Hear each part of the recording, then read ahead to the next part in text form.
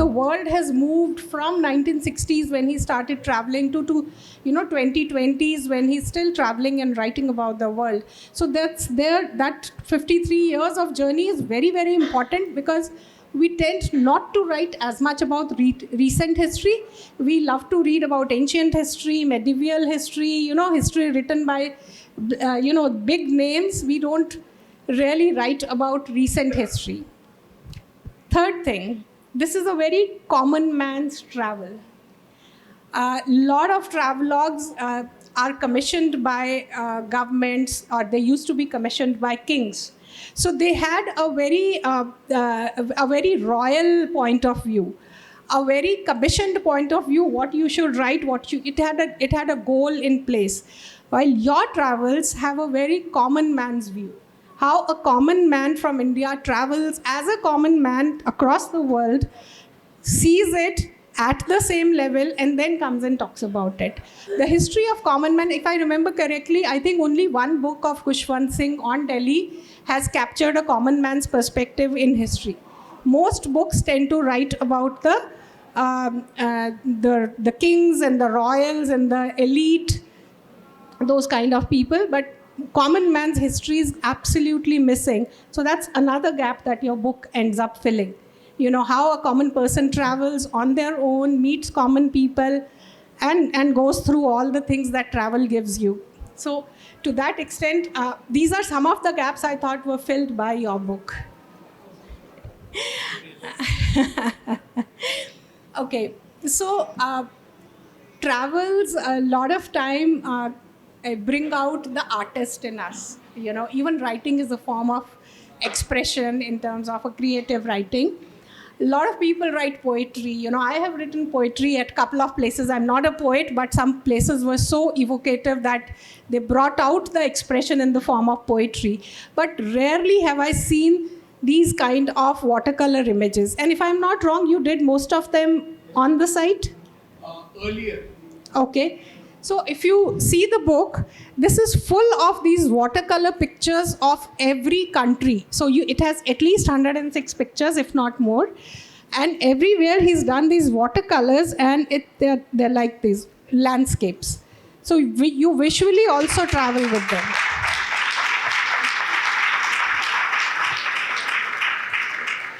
So, yes. Yes, you need to talk about the painting. Sir, I started, actually, let me share with you about these paintings. I started in Kabul. I did my first outdoor watercolor, and I had taken oil, because I had learnt oil painting. So I took my oil canvas and I had a knife, and I did very happily I did a landscape. But I realized that the damn thing took about 15 days to dry. So oil was ruled out. So then I started painting watercolors like oil. Till about 3-4 years ago, I realized that, I'm not so good. So I took tuitions from a very renowned artist of Nagpur. He very kindly agreed, because according to him, I was at a kindergarten level in watercolors. So he guided me, and it's been enjoyable. Watercolors are unforgiving. One mistake and you had it. Much more difficult. I agree with you, but then you can't do oils on outdoors. It takes too long a time to dry up. So, and of course, in the earlier days, I used to do it right there. But then as travel became faster, and you weren't spending that kind of time, so I used to take photograph of what I loved, came back and did it from that. So have you done any exhibitions of your paintings? No, not as yet. I didn't have the guts. But thanks to this OCLF, they've put up about 22 of my paintings in Rangayan Art Gallery for this festival. So those of you who are interested, you can have a look at them. I would definitely go and see, because I really love the paintings. Oh, you did? I really love the paintings. They are very, very good. I wouldn't have imagined that you were using some oil painting techniques to do water paint. So 106 minus 22, we have a next agenda very clear, sir. Yes. It's actually be 107, because he didn't write about India. Super. And if you had added one more country, it would have become 108, the auspicious number. Fantastic. What a thought. Yeah, okay. So coming to vegetarianism, I'm his kind of vegetarian, no eggs kind of vegetarian, and that itself becomes an adventure. On top of every other adventure, that itself becomes an adventure, especially when you travel to places like Southeast Asia, and you can't even explain what. Absolutely. Yes, I remember first time I visited Bangkok, and I said I'm vegetarian. So he picked up the piece and said, "Okay, now eat it." So how do you explain our kind of vegetarianism where we don't even touch it? And so what I liked about Vilasji's adventures is that he kept saying that I want to try local food. So extremes, huh? I'm not going to compensate on the experience of eating and experiencing local food, but give it within the limits of my vegetarianism. And I experience the same sentiment. I want to taste the local food, but within the limits of my vegetarianism. While we can laugh at it, and there are a lot of hilarious moments associated with vegetarianism, what you must realize is that to keep it on for 53 years and in so many countries, it needs a real sankalp. Yes. It needs a real strong sankalp to both keep traveling and still stick to your vegetarianism. It's not easy. I have my secret formula is that you get bread, butter, and tomatoes everywhere. So if you don't get anything, just make a sandwich and eat. So what were your secret formulas when you did not get any vegetarian food? There's nothing secret about it. I didn't get any vegetarian food when I was in Seoul in Korea. And 7 days, you won't believe this, the only meal I had was boiled rice with Tabasco sauce. There was no solution. And they didn't know what is vegetarian. So anything which was cooked had some kind of meat or fish in it. But sir, that time kimchi was not known to me. And I learnt about kimchi much, much later. So when we went to the restaurant, there was a buffet laid out. So I told them I'm a vegetarian. I don't have anything. Yeah, you can have boiled rice. Yeah. Very simple solution he gave me. I said, okay, boiled rice and Tabasco sauce. Because Indian palate, you need something spicy. Right. And however, there's no secret about it. All that I do is I hunt out for what within the menu, what can they give me, which is without meat or fish or eggs. And generally people cooperate. In Italy, I got some of the finest Italian food when I just went to him and said, I love Italian food, but I'm a vegetarian. Can you please do something for me? That man got so excited. He went out of his way, and what yummy food he gave me. Amazing. Italian is not too bad for vegetarians. Yeah. Italian, Lebanese is fine. Mediterranean food is fine. But it becomes too much. I remember I was in Jordan for about 7 days, and 7 days we had this lemon-laden hummus, and by 4th day, my teeth were khatta. I was like, don't give me this, give me anything, give me bread and butter, but I can't have more of lemon in it. So, so those adventures are, but what I really appreciate is keeping that sankalp. It's easier said than done. There's no sankalp. I've never eaten. Yeah. So I didn't give up anything. And people have never eaten. I may have done it, but once what happened in San Francisco, soup came, and luckily for me, Nita has been traveling with me quite often, and she's a pakka non-vegetarian. So when the soup came, and I looked at the soup, and I thought it is mushroom, and Nita said to me, just wait a second. And she tasted it, and sure enough, it was chicken and all. So like that, God sends help. But there is no sankalp. I mean, to reply to your Anuradha, there's no sankalp about it. I haven't sacrificed anything because I've never eaten meat or eggs. So I don't know what I'm missing. So, Vilasji, okay. When we were traveling in Vietnam, he didn't get food for the first few days. Then he met an American traveler who says, oh, you have to say anchai. And anchai means vegetarian. So anchai.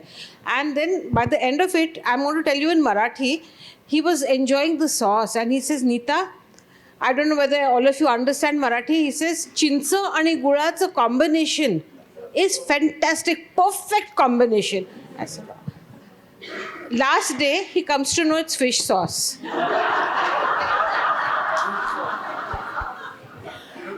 Yeah, but this American's word "anchai," it helped me so much. I got delicious Vietnamese food.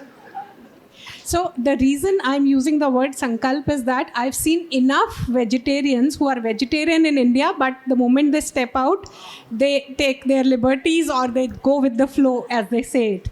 So Maybe. Correct. they ignore it. They choose to ignore it. Yeah, it's true. Okay, so yeah. Sure. Just for a moment, Mr. Gadkari is running high fever. So actually yesterday his PA called up to say that doctors have told him not to go tomorrow, but he said no, for 15 minutes at least I'll come for the book launch. He's given the foreword to this book and he was very keen on coming. So this morning I got a call that he's running high fever and can't come, but he sent a video message. So if you all permit, can we just have that video message of Mr. Gadkari? Yeah. माननीय श्री विलास काळे आणि मंचावर उपस्थित सर्व अतिथीगण, बंधूंनो आणि भगिनींनो, विलास काळे यांच्या come see the world with me या इंग्रजी पुस्तकाचं प्रकाशन आज होत आहे. माझी प्रकृती ठीक नसल्यामुळे मला व्हायरल इन्फेक्शन झाल्यामुळे ताप आहे, त्यामुळे मी या कार्यक्रमाला येऊ शकलो नाही. याबद्दल मी विलास काळे आणि सर्व सहकाऱ्यांची मनापासून क्षमा मागतो.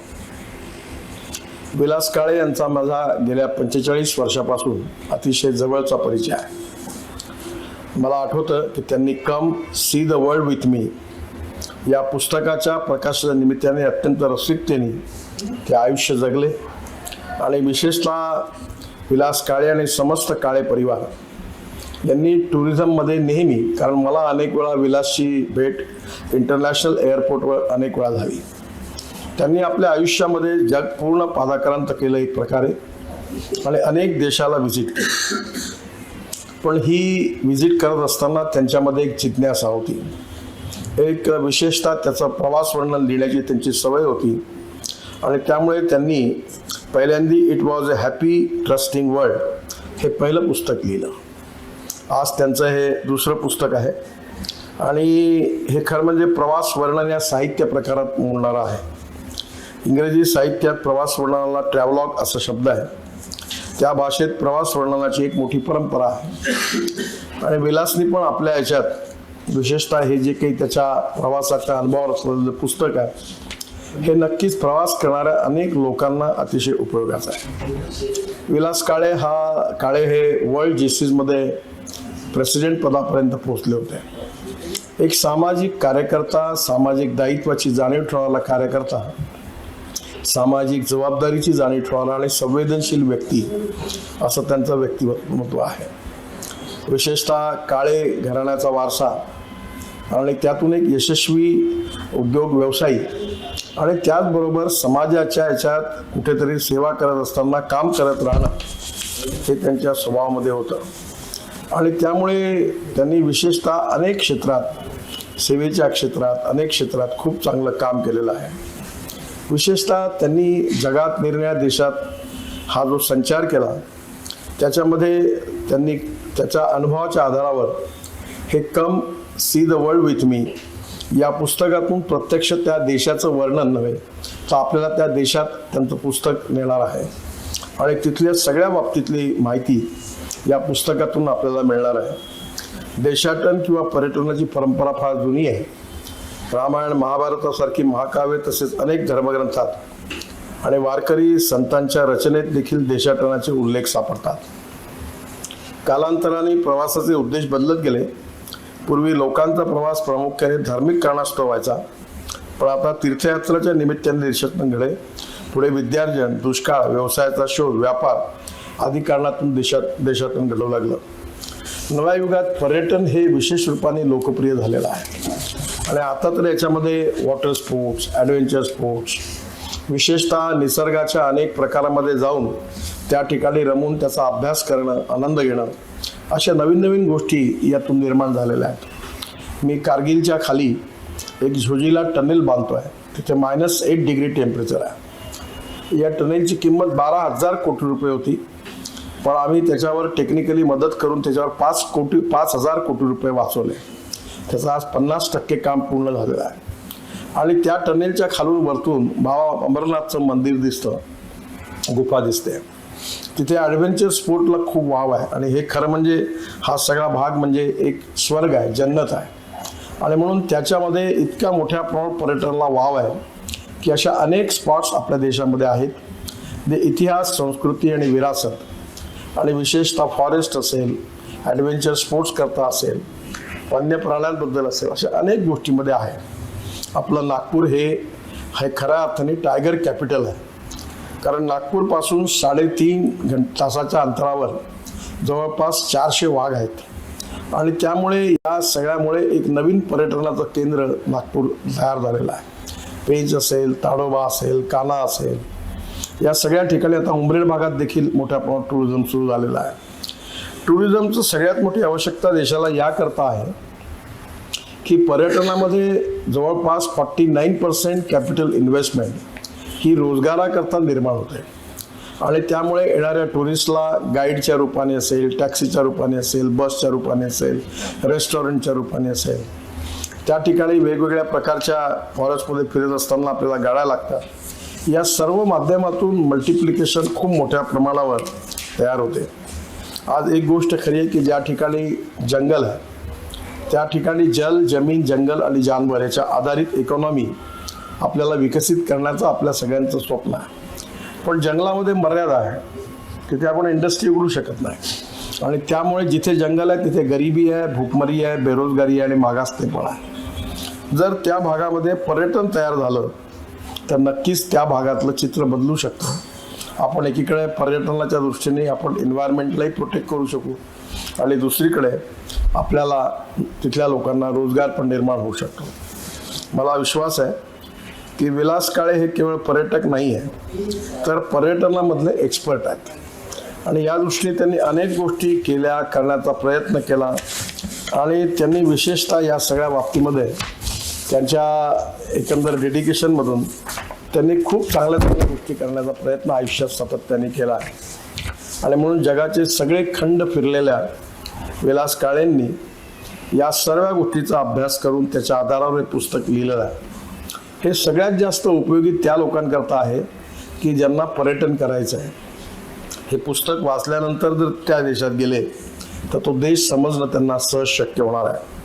आणि म्हणून मला खूप आनंद आहे की वसुदैव कुटुंबकम असा आपला बाणा आहे आणि म्हणून हीच आपली परंपरा, वैचारिक परंपरा आहे आणि त्याच्या आधारावर या सर्व प्रकारचा हा जो इतिहास आहे हा नक्कीच जगातल्या सर्व पर्यटकांकरता उपयोगी पडणार आहे.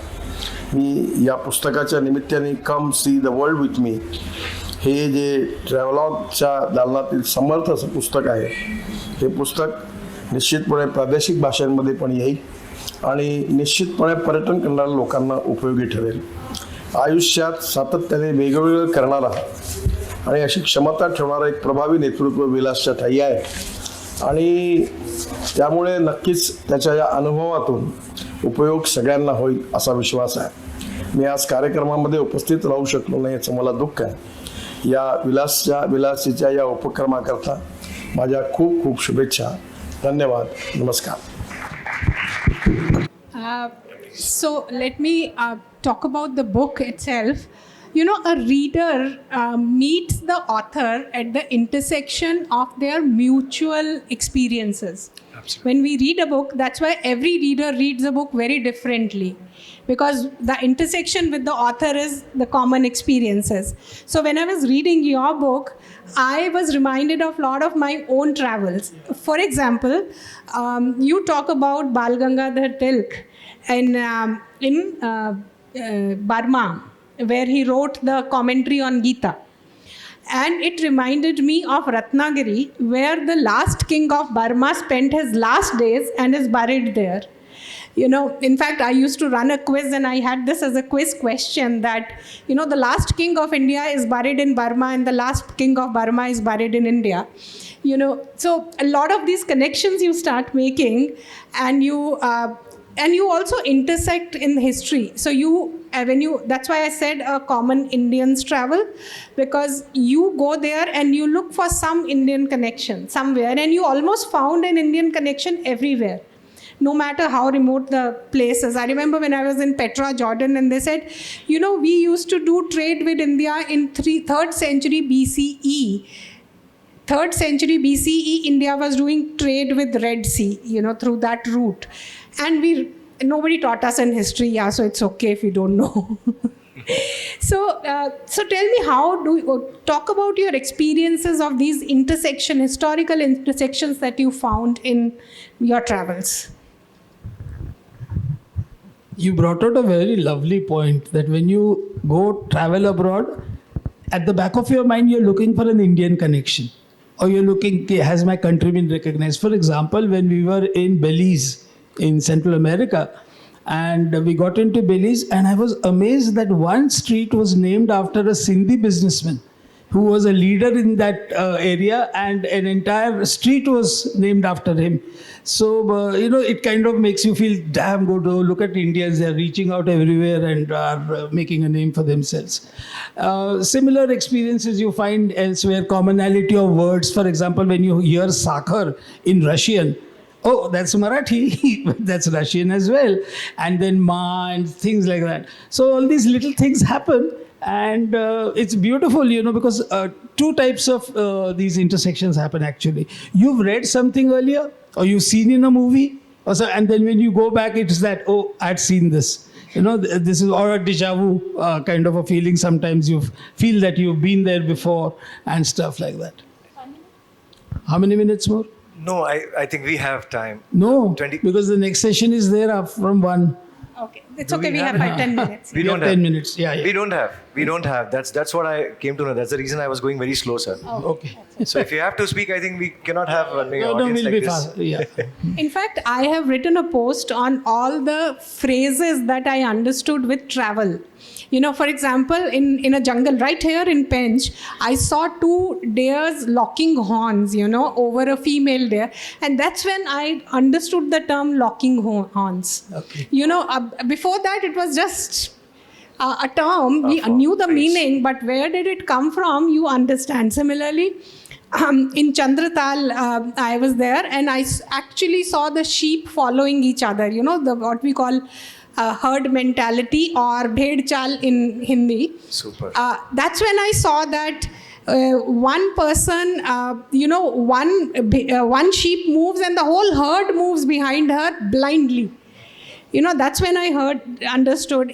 Somewhere in Europe, I saw a small groove in the table, which was only one groove in a table which can seat about 8 people. That was meant for salt, and it was meant only for the head of the family. So only salt was available only to the head of the family, and that's where the term worth your salt comes. Oh. There's this full post on a lot of these terms, a lot of sailing terms that we use and we don't know where they come from, So a lot of my learning, the real life learning, happened on the travels, and it keeps happening. But if we have to come to a very interesting point of your journey, everywhere you've traveled, you've sung Bollywood songs. Right? And that's a great connection, because let me tell you from my experience, in a remote island in Raja Ampat in Indonesia, where they don't understand a single word of any other language except their own, I had a 10-year-old singing a full Arijit Singh song. Full. And she didn't understand a word of it, but she was singing. And of course, if you travel in the Middle East, you have everybody singing. They think we personally know Amitabh Bachchan, because we've come from India. So there's a very strong Bollywood branding, soft branding that has happened. And you've sung Bollywood songs everywhere where you've gone. Well, not everywhere that I sang on my own, but there have been occasions. For example, we were crossing into the border from Bulgaria going into Romania, and those people there at the border, the moment they saw Raj Kapoor, and so it started, and Mera Juta Hai Japani. So we also sang with them, Mera Juta Hai Japani, known song. So these kind of, and Middle East, Far East, wherever you go, in 53 years, the celebrities have changed. Earlier it was Raj Yes. Kapoor and Nargis, but over the years it's Mithun Chakravarti, then who else? Shahrukh. Amitabh Bachchan, Madhuri Dixit, like that they would do. Madhuri Dixit, So all this has been a part of the journey. No, it makes your journey easy. Yeah. It makes your journey easy. So, which is your favorite travel song that you sing? Or anything? They don't have a travel song. Do you but- want him to sing for you? Maybe Zindagi Ke No, Safar. no, no. No? What is saying? Okay. So there's a सब साथ demand. में गाइए आप because you know what quality of singer I am. My friends and family know very well. So what's it? मेरा जूता है जापानी. जिंदगी के सफर में गुजर जाते हैं. मेरा जूता है जापानी, ये पतलून इंग्लिस्तानी, सर पे लाल टोपी रूसी, फिर भी दिल है हिंदुस्तानी. मेरा जूता है जापानी. Enough. Okay. Say Peru in South America. That's one country which is fascinating. The Andes Mountains and its entire, the whole experience. So that's one country, or for example, Chile, there. I haven't seen it as much as I would have loved to. So these are kind of places I love to visit again, if my health permits and if time permits. Definitely ईश्वर से प्रार्थना करते हैं sir कि आप दोबारा हमें एक नया एक्सपीरियंस दिखाएं फिर एक बार ट्रैवल जर्नी करके. Ma'am please.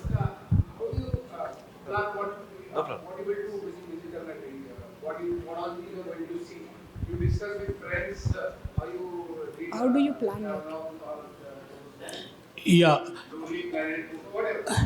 You see, basically, you won't believe this, but over the period of time, we collect information. So the various sources. One is, of course, Lonely Planet or Rough Guide and those kind of. The other is nowadays it's become very easy on YouTube. You hear video bloggers.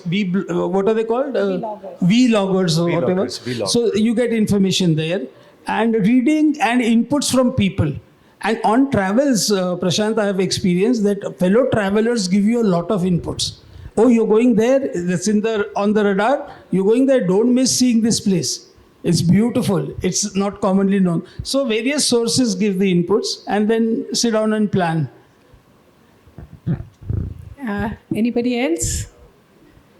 Okay. Oh, yes.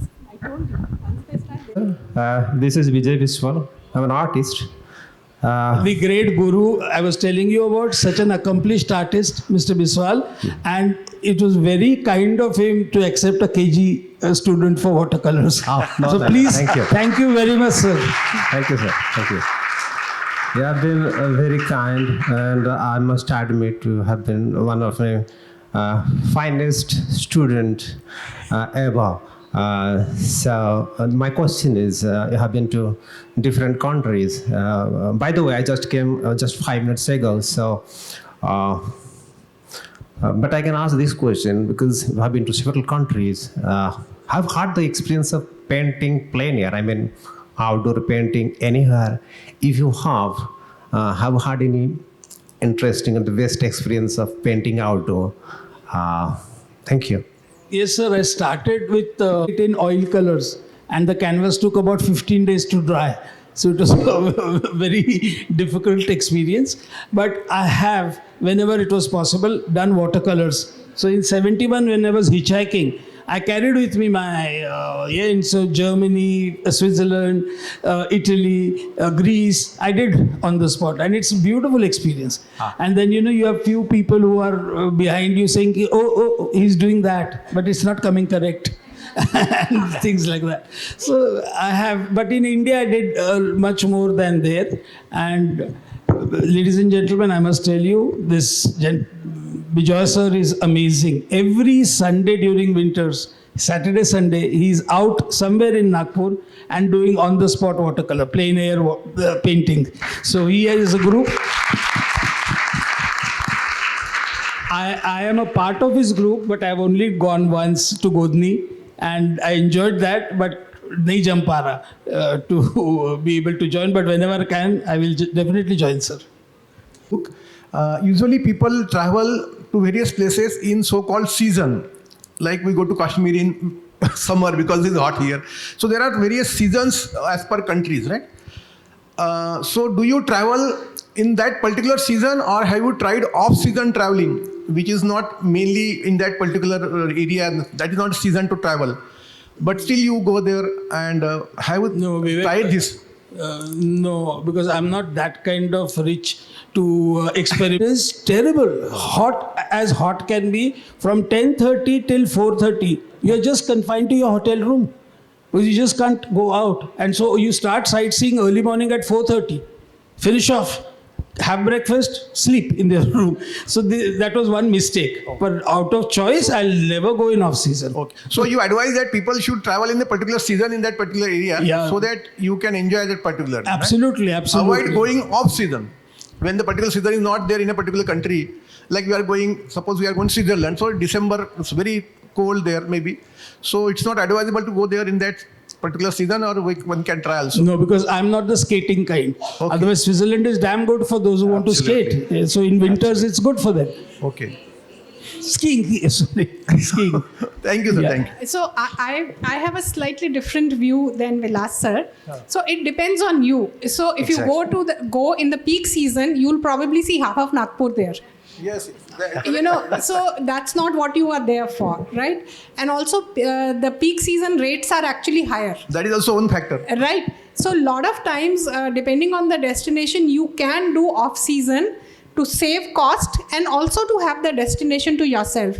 I've done Ladakh in first week of January. It was minus 26, but I had the whole Ladakh to myself. That is what we. Thank you, madam. Thank you. Yeah. So, since we are talking about vegetarianism, tell us which country or which region is best for vegetarians and which is the worst. All around the Mediterranean, it's excellent because they have lots of fresh fruit, vegetables, and so you can really get fantastic all across. I mean, whether it's the European part or the African part or the Middle East part of it. So that's excellent for vegetarians out of the country. Other than that, they eat a lot of vegetables even in the East. But it's you have to tell them that don't put one of your sauces or one of your whatever soups into it and all that. China? Most difficult, China, I had terrible food, but that's my mistake.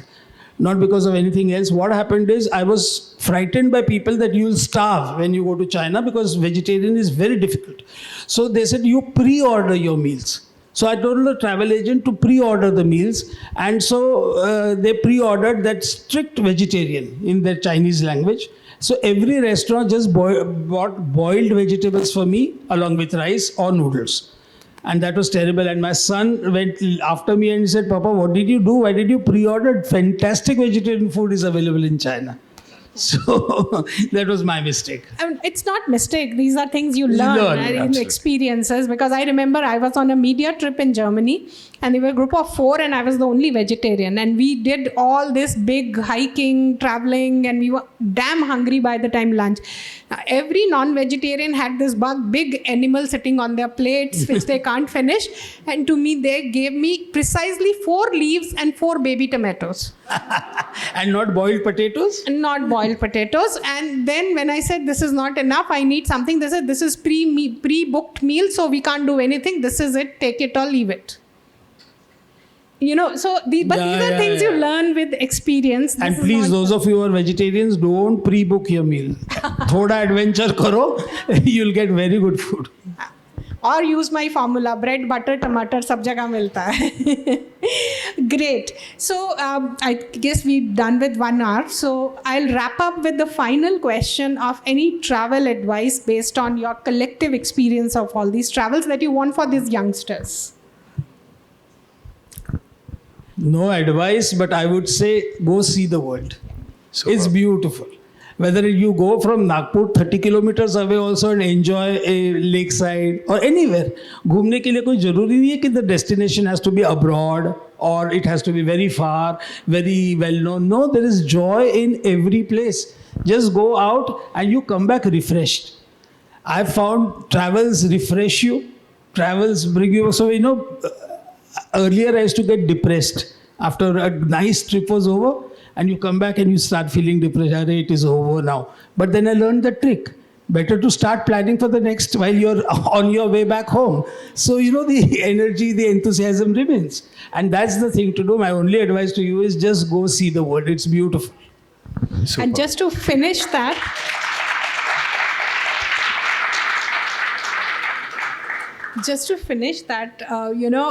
we live in India. This country has layers and layers and layers of history and culture. You can spend a lifetime in your own city and still not discover it. So you really don't need time. You really don't need money. Health is something that you definitely need to travel. Probably the only thing you need to travel well is a good health. Once you have good health, you can travel anytime, anywhere, anything you can manage. Great. Thank you so much, Vilas ji, for writing this.